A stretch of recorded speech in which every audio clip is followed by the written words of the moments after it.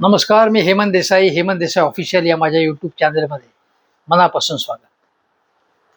दिवसभर आज एकच विषय गाजतो आहे, तो म्हणजे वरळीमधल्या भारतीय जनता पक्षाचा जो मेळावा होता वरळी डोममध्ये.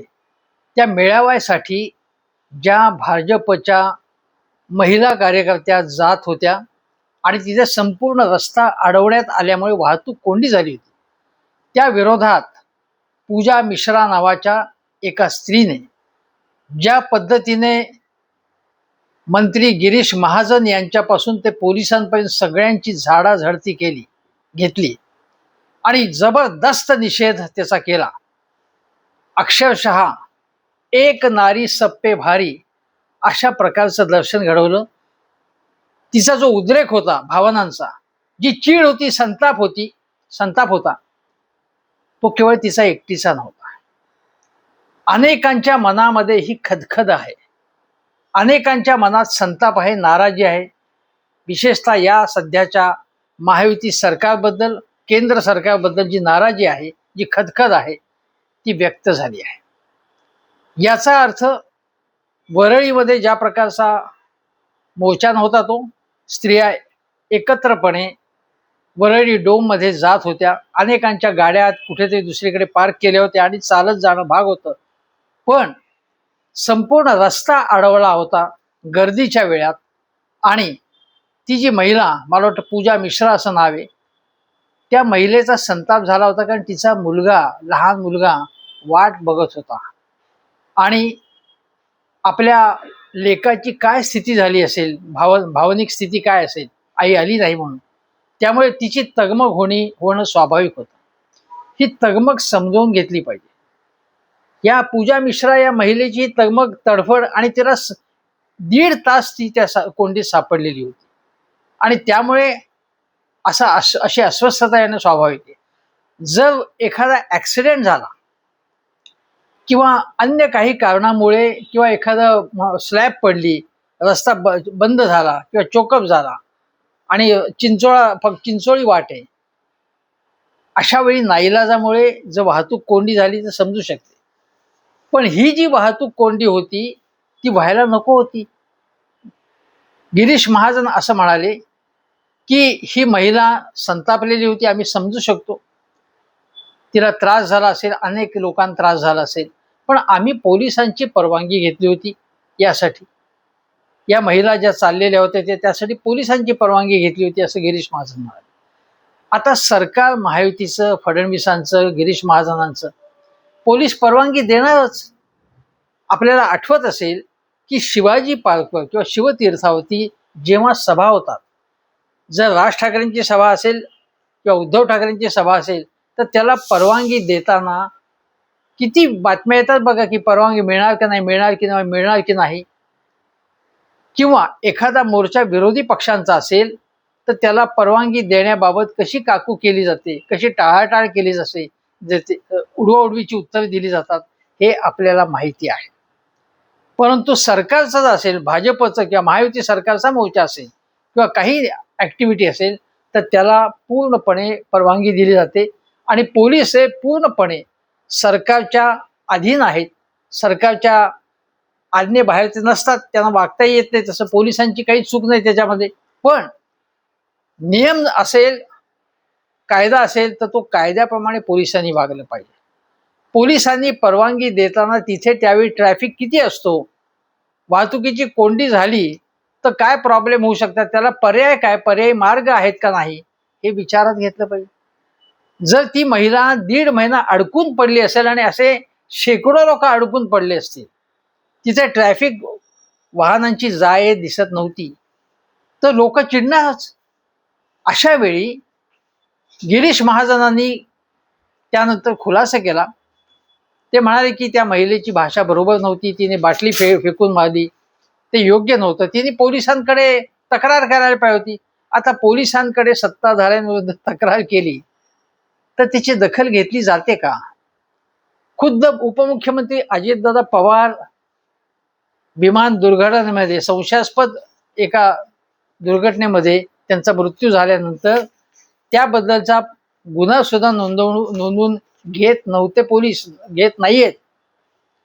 आणि मलाही त्यांच्या मृत्यूबद्दल माझ्याही मनात शंका आहे, असं खुद्द उपमुख्यमंत्री आता नव्याने ज्या झाल्या आहेत, अजितदादांच्या पत्नी सुनेत्रा वहिनींनी काल बारामतीतल्या सभेत बोलून दाखवलं.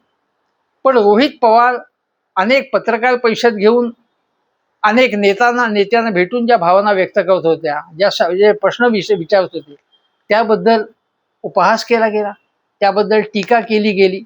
पण उपमुख्यमंत्री राज्याचे अजितदादा पवार यांच्या मृत्यूबाबत सुद्धा जर तुम्ही गुन्हा नोंदवून घेत नसाल, कर्नाटकमध्ये त्यांना गुन्हा नोंदवून घ्यावा लागत, तर सामान्य माणसाची स्थिती काय याचा विचार केला पाहिजे.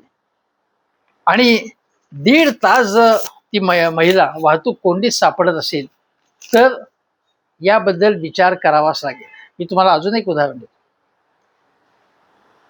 पुण्यामध्ये सत्ताधारी पक्षाचाच एक अशीच बालगंधर्व रंगमंदिर आहे, त्याच्या परिसरामध्ये जो जंगली महाराज रस्ता आहे तो पूर्णपणे तिथली वाहतूक थांबवण्यात आली होती, ती दुसरीकडे वळवण्यात आली होती. त्यामुळे अतोनात वाहतूक कोंडी झाली. 1-2 वर्षापूर्वीची गोष्ट आहे. माझ्या आठवणीप्रमाणे मुरलीधर मोहोळ जे आता मंत्री आहेत, त्यांची काहीतरी प्रचार फेरी होती आणि त्यावेळी लोकांचा प्रचंड संताप व्यक्त झाला होता. सुदैवाने मीडिया साधारणतः अशा प्रकारचं रिपोर्टिंग अलीकडे कमी करतं, पण पुण्यामधल्या वर्तमानपत्रांनी सुद्धा त्याच्याबद्दल रिपोर्टिंग केलं होतं की लोकांची मोहोळ यांच्या प्रचार यात्रेमुळे कशा प्रकारचा त्रास झाला त्यांना, हे त्यांनी दाखवलं. अजून एक उदाहरण सांगतो तुम्हाला. मी एकदा पुण्यामध्येच पुणे विद्यापीठाचा जो चौक आहे त्या ठिकाणी पाहिलं की प्रचंड वाहतूक कोंडी झाली होती. आणि त्यावेळी तिथल्या पुलाचं वगैरे जे काही काम आहे, रस्त्याचं पुलाचं काम जे आहे ते झालेलं नव्हतं, ते चालू होतं. आणि त्याच वेळी मुख्यमंत्री देवेंद्र फडणवीस यांचा ताफा तिथून जात असल्यामुळे वाहतूक थांबवण्यात आली होती. त्याला खूप वेळ वाहतूक थांबवून रोखून धरण्यात आली. त्यावेळी दुचाकीवरचे किंवा व्यक्ती आणि कारमधले लोक अत्यंत संतप्त झाले होते, नाराज झाले होते. पंतप्रधान नरेंद्र मोदी जेव्हा सत्तेवरती आले तेव्हा ते काय म्हणाले होते की VIP कल्चर मी संपवणार, लाल दिव्यांच्या गाड्या वगैरे आता काही नसतील. त्याला काही फक्त अपवाद केले होते, ते सोडून लाल दिव्याची गाडी, त्याच्यामुळे वाहतूक थांबवणं हे काही असणार नाही. हे काँग्रेसच्या काळात होत होतं. ही सगळ्या चुका काँग्रेसच्या काळात होत होत्या. काँग्रेसच्या काळात चुका झाल्या नाही तसं बिलकुल नाही. पण आज हे VIP कल्चर नाहीये का? आजही मुख्यमंत्र्यांचा ताफा जातो तेव्हा कशा पद्धतीची वाहतूक रोखून धरली जाते हे मी पाहिलेलं आहे, हे तुम्ही सगळ्यांनी पाहिलेलं असेल. मुंबईच्या महापौर रितू तावडे यांच्या गाडीवरच्या दिव्यावरनं पहिल्या दुसऱ्या दिवशीच बरेच चर्चा झाली, आरोप प्रत्यारोप झाले त्याबद्दल रितू तावडे यांच्या मुंबईच्या नव्या महापौरांच्या गाडीच्या वरनं. त्यामुळे VIP कल्चर आज नाही असं बिलकुल म्हणता येणार नाही, तेवढंच कल्चर आहे. आणि हे जो VIP कल्चरचंच उदाहरण आहे की वरळीमध्ये नारी शक्ती वंदन विधेयकाच्या वरनं जो काही मेळावा घेतला जाणार होता, त्या मेळाव्यासाठी महिला जमलेल्या होत्या आणि या सत्ताधारी पक्षाचा हा मेळावा होता. तुम्ही कल्पना करा की अशाच प्रकारे जर विरोधी पक्षांचा मोर्चा असता किंवा एखादं आंदोलन असतं किंवा एखादा मेळावा असता तर पोलिसांनी अशा प्रकारचं सहकार्य केलं असतं का, हा प्रश्न स्वतःला विचारा. पण आज या निमित्ताने जी चर्चा झाली त्यावेळी लगेच गिरीश महाजनांनी जो खुलासा केला त्यामध्ये त्या महिलेला परत त्यांनी टार्गेट केलं. ते म्हणाले की पोलिसांकडे तक्रार करायला पाहिजे होती, सभ्य शब्दात बोलायला पाहिजे होतं. एक शब्द तिच्या तोंडातून आक्षेपार्ह आला, ती शिवी सदृश तो शब्द होता. माणूस शिवी केव्हा देतो? तो अत्यंत संतापला तर तो रागाचा आविष्कार असतो. हे जे पांढरपेशे लोक आहेत ते सर्वसाधारणतः शिवी अपवाद आहेत त्याला, पण सर्वसाधारणतः शिवी संताप आला तर त्यावेळी तो शिवी देतो. अशा वेळी त्या महिलेने शिवी दिली, त्याचा हेतू काय होता, कशामुळे शिवी दिली ती, हा मुद्दा महत्वाचा आहे. शिवी दिली हे केवळ सांगून उपयोग नाही. लोक रस्त्यावरती येतात, मग तुम्ही मला नाही निवेदन द्या, मंत्रालयात जाऊन पालिकेत जाऊन निवेदन द्या. रस्त्यावरती येतात तेव्हा त्यांचा राग असतो, तो रागाचा आविष्कार असतो तो, हे लक्षात घेतलं पाहिजे. ज्यावेळी कामगार संपावरती जातात, रस्त्यावरती उतरून फॅक्टरी समोर घोषणा देतात, त्या घोषणेमध्ये एखादा कामगार काहीतरी त्याच्या शब्दात तोंडून जातं, पण मूळ हेतू काय आहे, त्यांचे पगार मिळाले नाही नसतात, त्यांचा महागाई भत्ता मिळालेला नसतो, त्यांना वाईट वागणूक मिळालेली असते, कामाचे तास वाढवलेले असतात, त्यांचे शोषण झालेले असतं, हे महत्वाचे मुद्दे असतात. पण भारतीय जनता पक्षाचं टूल किट असं आहे की मूळ मुद्द्यापासून भरकटवायचं आणि एखादी शिवी दिली हाच शब्द धरून बरस. उदाहरणार्थ राहुल गांधींनी पंतप्रधान बद्दल काहीही वावगं बोलले नव्हते. मोदी या नावाचे व्यक्ती याच नेमक्या काही वादग्रस्त व्यवहारांमध्ये किंवा वादग्रस्त ऍक्टिव्हिटीमध्ये कशा सापडतात असं म्हटलं, त्यावर मोदी म्हणाले की समस्त ओबीसी समाजाचा त्यांनी अपमान केलेला आहे आणि त्यांचं लोकसभेचं सभासदत्व रद्द करण्याचा प्रयत्न झाला. पुढे ते त्यांना रिस्टोर करायला पुन्हा द्यावं लागलं. पण हा भाग आहे. ज्यावेळी प्रियंका गांधी म्हणाले की माझ्यावर ज्या प्रकारची टीका केली जाते किंवा ज्या प्रकारचं राजकारण काँग्रेसच्या विरोधात केलं जात आहे ते नीच पद्धतीचं राजकारण आहे. नीच पद्धतीचं राजकारण म्हणजे खालच्या स्तरावरचं राजकारण आहे. तर नीच पंतप्रधान म्हणाले की मला नीच म्हणाले, नीच म्हणजे मी नीच जातीचा आहे म्हणून, म्हणजे पुन्हा त्यांनी रुदालीगिरी सुरू केली. म्हणजे ज्याला व्हिक्टिमहुड असं इंग्रजीत म्हणतात की मला मी पीडित आहे असं सांगायचं आणि खोटी सहानुभूती मिळवायचा प्रयत्न करायचा. अशा प्रकारचाच ग्रामेवाजपणा, नाटकीपणा पंतप्रधानांनी लोकसभेत केला. नारी शक्ती वंदन विधेयक जे आहे ते विधेयक अगोदरच मंजूर झालेलं असताना ते मंजूर झालेलं नाही आणि त्याला अडसर आणला जातोय, अशा प्रकारचा खोटारडेपणा पंतप्रधानांनी केला आणि सांगितलं की तुम्हाला याची किंमत चुकवावी लागेल, महिलांच्या रागाची किंमत चुकवावी लागेल. म्हणून त्यांनी सगळ्या महिलांना आंदोलनासाठी प्रवृत्त केले, तथाकथित आंदोलनासाठी प्रवृत्त केले. म्हणजे महिलांवरती बघून विरोधी पक्षाने मिळून अन्याय केला, काहीतरी शोषण केलंय असं अजिबात नाहीये. पण अन्याय केलाय असं सांगायचं, असं नाटक करायचं आणि त्याला त्यांच्या मागे त्यांना उभं करायचं. ज्या प्रकारे तुम्हाला सांगतो की काही चित्रपट सुद्धा आहेत याच्या संबंधी. मला एक चित्रपट आठवतो की डोंबिवली फास्ट यामध्ये नायक ही सगळी व्यवस्था आहे, म्हणजे शासन आहे, प्रशासन आहे, बेशिस्त आहे, गुंडगिरी आहे, याच्यामुळे तो संतापतो आणि त्याचा उद्रेक होऊन तो ऍक्शन घेतो. आता जो त्याचा उद्रेक आहे नायकाचा, तो उद्रेक कशामुळे झाला हे महत्वाचं आहे. लोक बंड करतात, उठाव करतात, चळवळ करतात, हे का करतात त्याची कारणं समजून त्याच्यावरती उपाय केला पाहिजे. पण यांचं वेगळंच चाललंय. मी तुम्हाला दुसरं उदाहरण सांगतो की बारामती मधल्या सभेमध्ये सुनीत्रा वहिनीच्या सभेमध्ये सुप्रियाताई थोड्या वेळ आल्या आणि लगेच गेल्या. आता त्यांनी अगोदरच सुनेत्रा पवार यांना आमच्या पक्षातर्फे पाठिंबा असेल असं अगोदर जाहीर केलं होतं शरद पवारांच्या पक्षाने. शिवाय त्यांनी 2 दिवसापूर्वीच सांगितलं होतं की मला त्यानंतर एका लग्नाला जायचं अत्यंत जवळच्या व्यक्तीला, त्यामुळे मी तिथे थांबू शकणार नाही. तर चित्रा वाघ यांनी काय पोस्ट टाकली, ज्या भारतीय जनता पक्षाच्या महिला याच्या प्रदेशाध्यक्ष आहेत, त्यांनी असं म्हटलं की देवेंद्र फडणवीसांना नारी शक्ती वंदन विधेयकाबद्दल डिबेटचं आव्हान स्वीकारले असं म्हणणारे सुप्रियाताई फडणवीस तिथे येणार व्यासपीठावर म्हणून अगोदरच पळून गेल्या पाहिजे. आता हे किती चुकीचं आहे. पळून कशाला जातील त्या? बारामती त्यांची आहे, त्यांनी पाठिंबा दिलेला आहे, त्या कशाला घाबरतील त्यांना? त्याच म्हणाल्यात की तुम्ही सांगाल तिथे मी येऊन डिबेट करीन. ती डिबेटची जागा होती का? ती सुनेत्रा वहिनींची प्रचाराची सांगता सभा होती. हे खोटं कसं चित्र निर्माण करतात त्याचं हे उदाहरण आहे. हे चित्रा वाघांचं उदाहरण सांगतो.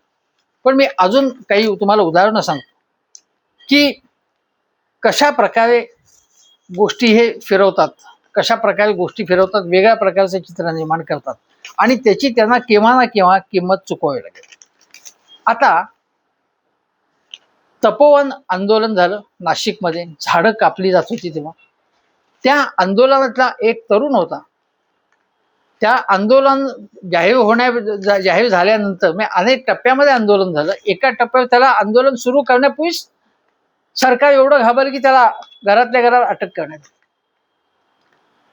आता नारी शक्ती म्हणणारे हे लोक महिला कुस्तीगिरांना फरफटत आणलं आणि कशा प्रकारे त्यांना मारण्यात आलं, त्यांची अवहेलना करण्यात आली, हे सगळ्या लोकांनी पाहिलेलं आहे. आणखीन अनेक आंदोलनामध्ये महिलांना कशा प्रकारे त्यांच्या झिंज्या ओढून पोलीस व्हॅनमध्ये टाकलं गेलं. हे दिल्लीचं हे केंद्रातलं सरकार, मोदी सरकार असताना किंवा आत्ताचं सरकार असताना नारी शक्ती वंदन तुम्ही म्हणता, कशा प्रकारे ट्रीटमेंट दिली जाते. आज एका चर्चेमध्ये भारतीय जनता पक्षाच्या एका प्रवक्त्याने काय म्हणावं, ते असं म्हणाले की या जी पूजा मिश्रा ज्यांनी वरळीमध्ये पोलिसांना जाब विचारला, त्या महिलेला माज आलाय का, अशा प्रकारचे उद्गार त्यांनी काढले. शिवाय चर्चेमध्ये सहभागी असलेल्या अंजली दामानिया यांना उद्देशून तुम्हाला असा शब्द, ज्या महिलेनी संतापाने जे शब्द उच्चारले ते अशा प्रकारे बोललेलं आम्ही चालेल का, असं ते म्हणाले चर्चेमध्ये. तेव्हा अंजलीताईंनी आणि चर्चेत सहभागी असलेले सुषमा अंधारे यांनी तुम्ही माफी मागितली पाहिजे असं म्हटलं, पण त्यांनी थेटपणे माफी मागितली नाही. सत्तेची गुर्मी कशा प्रकारची असते हे बघा. ही सत्तेची गुर्मी ही जेव्हा काँग्रेसला आली होती तेव्हा काँग्रेसचा नक्षा लोकांनी उतरवला. वेगवेगळ्या राज्यामध्ये मायावती यांचं सरकार जेव्हा योग्य प्रकारे वागलं नाही तेव्हा त्यांची सत्ता गेली. सत्ता पालट अनेक लोकांचा झालेला आहे. आणीबाणीनंतर इंदिरा गांधींना बाहेर जायला लागलं, लोकांनी सत्तेतनं बाहेर जावं लागलं. त्यामुळे काँग्रेसनी किंवा अन्य विरोधी पक्षांनी असं केलं नाही का, अजिबात केलं. त्यांना त्यांचा नक्षा उतरवला. लोकांची ताकद तुम्ही कमी समजू नका. मी अजून काही तुम्हाला गोष्टी सांगतो. अलीकडे हिंदू जन आक्रोश मोर्चा, हा जन आक्रोश म्हणण्याचा हा काळ आहे. आता हा जन आक्रोश जो वरळीमध्ये होता, कसला आक्रोश आहे. हे विधेयक मंजूर झालेलंच आहे, ताबडतोब आम्ही सहमती देऊ असं काँग्रेसचं सगळ्या पक्षांनी सांगितलेलं आहे. हे निवडणूक चालू आहे, त्यामुळे मोदींनी नारी शक्ती वंदन विधेयक मंजूर केलं नाही या विरोधकांनी, असं करून तमाशा केलेला आहे त्याचा, आणि केवळ मतं मिळवण्यासाठी केलेलं नाटक. आता इतके वर्ष जे विधेयक मंजूर नव्हतं, त्यामुळे असा पहाड कोसळलाय की महिलांवरती गल्लोगल्ली अन्याय सुरू झाला. असं आहे का काही? महिलांचं अपहरण महाराष्ट्रात मोठ्या प्रमाणात होत आहे. शेतकऱ्यांच्या आत्महत्या झाल्यामुळे आता आजची बातमी आहे की 2 शेतकरी तरुणांनी आत्महत्या केली कारण त्यांचं लग्न होत नाहीये. त्यांच्या कुटुंबात स्त्रिया त्यांची काय स्थिती असेल. शेतकरी कुटुंबातल्या महिला नवऱ्याने आत्महत्या केल्यानंतर त्या कसं घर चालवत असतील, हे खरे प्रश्न आहेत. आजही लोकलमध्ये, रेल्वे स्टेशनामध्ये महिलांची टिंगल करणं, त्यांना धक्का मारणं, अशा अनेक गोष्टी घडतात. महिलांवरचे अत्याचार वाढलेले आहेत, हे खरे प्रश्न आहेत.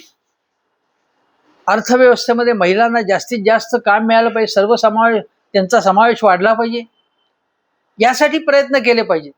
महिला उद्योजकांना पुढे आणलं पाहिजे, महिला कामगारांवरचे अन्याय कमी झाले पाहिजेत, हे प्रश्न आहेत. पण यांच्यात नाटकबाजी चालू आहे ते नारी शक्ती वंदन विधेयकावर. या ज्या नारी शक्ती वरून या ज्या आम्ही महिलांच्या नेत्या आहेत असं समजणाऱ्या ज्या आहेत त्यांचं त्यामध्ये राजकारण आहे. त्यामध्ये सर्वसामान्य कष्टकरी नोकरदार किंवा स्त्रिया किंवा गृहिणी यांच्या प्रश्नांशी त्यांचा काहीही संबंध नाहीये, हे लक्षात घेतलं पाहिजे. हेच लोक आहेत ज्यांनी शेतकरी आंदोलन जेव्हा झालं आणि ज्यामध्ये महिला मोठ्या प्रमाणात होत्या, त्या शेतकरी आंदोलन हरियाणामधनं ज्या शेतकरी येत होते त्यांच्या वाहनांच्या मार्गामध्ये त्यांनी लोखंडी असे हे केले होते की ज्याच्यामुळे त्यांची टायर फुटतील, त्यांची वाहनं पुढे जाऊ शकणार नाही. त्या आंदोलनामध्ये मोठ्या प्रमाणात स्त्रिया देखील होत्या, हे लक्षात घ्या. एक जी स्त्री होती तिचं नाव मी उदाहरण मला सांगायचंय की ज्या स्त्रीने ज्या आवाज उठवला होता आणि जी ग्रेटा थर्नबर्ग जी पर्यावरणाची मोठी ऍक्टिव्हिस्ट आहे जगामधली, लहान मुलगी होती. लहान वयात तिने पर्यावरणाबद्दल जाब विचारणारी आंदोलनं केली. वेगवेगळ्या देशांच्या प्रमुखांना आवाहन केलं की पर्यावरणाचा विनाश थांबवा म्हणून. त्या शेतकरी आंदोलनामध्ये ही जी दिशा रवी म्हणून जी तरुणी होती 22-24 वर्षाची, तिने सोशल मीडियाचा वापर केला आणि त्या ग्रेटा थर्नबर्गनी ते वाचलं आणि दिशा रवीच्या त्या याच्यावरनं तिने तिला त्या आंदोलनाला माझाही पाठिंबा आहे असं म्हटलं. ग्रेटा थर्नबर्गला फार फार मोठं नाव आहे आज संपूर्ण जगामध्ये. तर त्या दिशा रवीला तू टूल किट वापरलं आहे, परदेशाची मदत घेते आहेस, आंतरराष्ट्रीय कट आहे शेतकरी आंदोलन वगैरे म्हणून, देशामध्ये अस्थैर्य माजवतेस म्हणून तिला अटक करण्यात आली. एका तरुणीला शेवटी न्यायालयाने चपराक मारली आणि मग तिला सोडून द्यावं लागलं. आता दिशा रवी ही नारी होती ना, त्या ग्रेटा थर्नबर्गवरती सुद्धा अनेक आरोप करण्यात आले. मेधा पाटकरांवरती आरोप करून त्यांना तुरुंगात टाकण्याचा प्रयत्न झाला. त्या महिला नाहीयेत? महिला कुस्तीगीर या महिला नव्हत्या का? अशी अनेक उदाहरणं सांगता येतील. आणि एक गोष्ट सांगतो तुम्हाला, अनेक राजकीय पक्ष आंदोलन करताना लोकांना फार इनकन्व्हिनियन्स होतो हे बघत नाही. आज आता प्रत्येक आंदोलनाला परवानगी घ्यावी लागते, पण विरोधी पक्षांचं आंदोलन मला आठवते की ज्यावेळी मुंबईत काँग्रेसने एक आंदोलन केलं होतं, मला वाटतं धारावीच्या प्रश्नावरती, त्यावेळी वर्षाताई गायकवाडांना त्यांच्या घरीच अटक करण्यात आली, स्थानबद्ध करण्यात आली, बाहेरच येऊ दिलं नाही. मी एवढं या लेवलला तुम्ही विरोधी पक्षांवरती तुरुंगात डांबणं, त्यांच्या मुसक्या आवळणं, हे सगळं गोष्टी करू शकता तुम्ही. दीदी ओ दीदी, ए दीदी, अशा प्रकारची भाषा जे करतात पंतप्रधान असतील किंवा अमित शहा असतील, त्यांना आज महुआ मोहित्रांनी कडक उत्तर दिलेले अमित शहाना की कशा प्रकारे तुम्ही आमच्या ममता दीदींच्या बद्दलची भाषा ज्या शैलीत तुम्ही करता, ती शैली अत्यंत आक्षेपार्ह आहे. ती महिलांचा अपमान करणारी आहे. असा अपमान इंदिरा गांधींचा, सोनिया गांधींचा त्या काळच्या विरोधी पक्षांनी केलं होतं, ज्यामध्ये जनसंघाचे लोक म्हणजे भाजपचा पूर्वा होता, त्यानंतर भाजपने सोनिया गांधीबद्दल वाईट भाषा वापरलेली आहे. आणि महिलांबद्दलची वाईट भाषा सगळ्या पक्षाच्या अनेक नेत्यांनी वापरलेली आहे. ती बिलकुल समर्थनीय आहे असं मी म्हणणार. त्याच्यावर ती सुद्धा आक्षेपार्ह आहे. तेव्हा त्यावेळी मी त्याबद्दल बोललेलो आहे. आता ट्रॅफिक रूल्स आणि रेग्युलेशन्स न पाळण्यामुळे काय प्रॉब्लेम्स होतात त्यापैकी एक गोष्ट सांगतो. हा गजा महाराणी नावाचा गुंड हा तुरुंगातनं सुटला तेव्हा 500 गाड्यांचा ताफा घेऊन तो आला. हे बातमी तुम्ही पाहिली असेल. अनेक गुंड सुटतात तुरुंगातनं तेव्हा त्यांचा गाड्यांचा ताफाच्या ताफा जातो आणि त्या फार मोठ्या कौतुकाने हे दाखवलं जातं आणि त्यांची दहशत प्रस्थापित होते. त्यावेळी वाहतुकीच्या नियमांचं कोणाला काही पडलेलं नसतं, त्याबद्दल कुठलीही ऍक्शन घेतली जात नाही आणि हे अलाउ केलं जातं. या उलट मराठा आंदोलन जे आहे ते शिस्तीने झालं.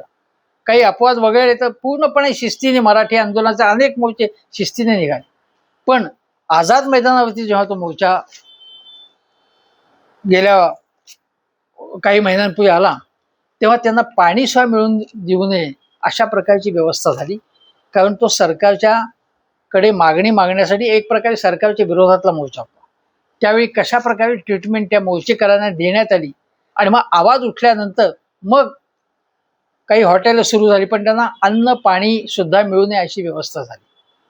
उलट जर सत्ताधारी पक्षाचा मोर्चा असेल तर त्याला वेगळे नियम लावले जातात. हेच VIP कल्चर अजूनही चालू आहे. जर काँग्रेसच्या काळात ते सुरू होतं तर अजूनही सुरू आहे. आणि तुमच्या विरोधात जी महिला आवाज उठवेल त्या महिलेचा आवाज दाबण्याचा प्रयत्न केला जातो, किंवा आता सोशल मीडियावरनं तिला ट्रोल करणं, तिची बदनामी करणं, तिचं अमुक आहे, तुम्ही तिचं अकाउंट बघा, ती काय करते बोलत, त्याचा संबंध नाही. तिने जे आंदोलन किंवा तिने जो आवाज उठवला तो महत्वाचा आहे. त्या एका नारीने मी सगळ्यांवरती भारी हे दाखवून दिलं. इराणमध्ये हिजाबच्या प्रश्नाविरुद्ध हिजाब विरुद्ध आवाज उठवणारी एकच महिला होती. तिने आवाज उठवला आणि संपूर्ण इराणमध्ये अस्वस्थता माजली होती. संपूर्ण इराणमधल्या स्त्रियांना तिने आवाज दिला एक प्रकार. अशा प्रकारची आंदोलनं जी आहेत ती अनेक देशांमध्ये झालेली. एखादी व्यक्ती करते, एखादी महिला करते आणि संपूर्ण देश पेटून उठतो. अलीकडच्या काळामध्ये 2011 मध्ये तुम्हाला सांगतो, जेव्हा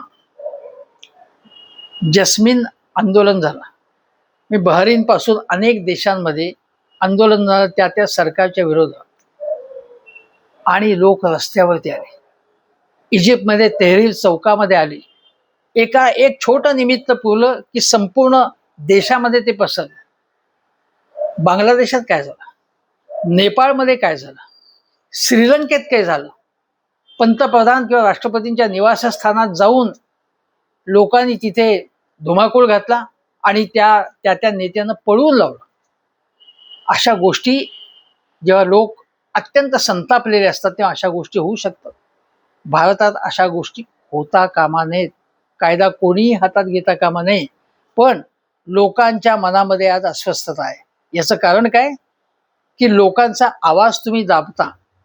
जे आवाज करतात त्यांच्या विरोधात खोटे नाटे आरोप करायचे, केसेस लावायच्या, हे सातत्याने अनेक वर्ष झाल्यानंतर लोकांची एक अस्वस्थता होते, निर्माण होते, खळबळ असते लोकांच्या.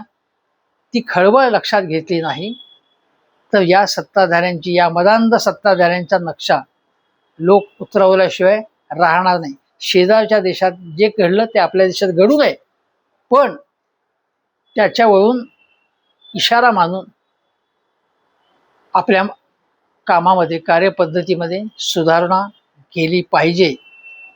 पूजा मिश्रांनी जे मुंबईत केलं तो एक इशारा होता. त्यामधून काही सुधारणा होते की काय ते बघायचं. पण एक नारी सब पे भारी हे मतं दिसून आलं. तुर्तास एवढंच. धन्यवाद.